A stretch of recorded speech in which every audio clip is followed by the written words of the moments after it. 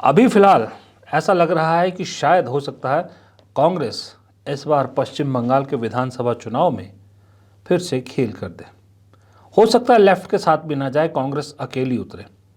और ये पूरी संभावना है, प्रबल संभावना है कि कांग्रेस के हाथ कुछ खास नहीं लगेगा या कोई बहुत बड़ा कांग्रेस उलटफेर नहीं करने वाली है। थोड़ा बहुत अगर वोट परसेंटेज बढ़ा ले और थोड़ी बहुत सीट ले ले तो वही उसी में कांग्रेस खुश रहेगी। लेकिन इस सब के चक्कर में ममता बनर्जी निपट सकती है।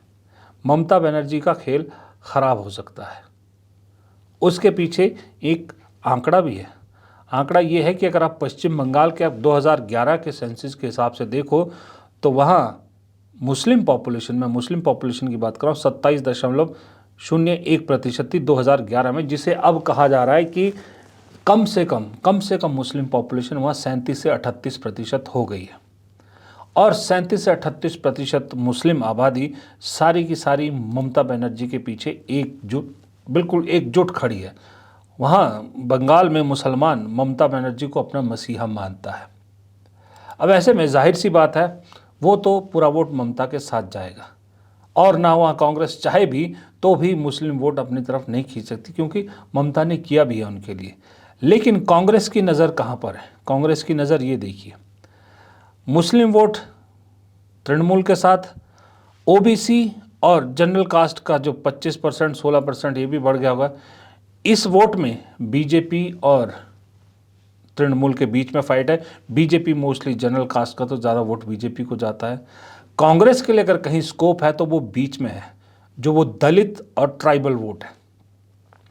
दोनों मिला के तकरीबन 29% होता है। अब इस दलित में एक बहुत बड़ा जो धड़ा है वो पिछले चुनाव में बीजेपी के साथ गया, खास करके हिंदुओं में। वो जो बांग्लादेश से आए शरणार्थी हिंदू या जो पहले आए हुए वो जो बसे हैं, क्योंकि ममता बनर्जी लगातार जो है वो उसको, इस कम्युनिटी को लगता है, दलित कम्युनिटी में बहुत सारे लोगों को, कि ममता बनर्जी सिर्फ मुसलमानों को जो है वो ज़्यादा तवज्जो देती है, इसलिए ये वोट बीजेपी की तरफ गया। लेकिन बाय नेचर दलित वोट और ट्राइबल वोट बीजेपी का नहीं है। कांग्रेस इसी जगह पर, इसी तबके में कुछ डेंट डालना चाहती है, कुछ खेल करना चाहती है,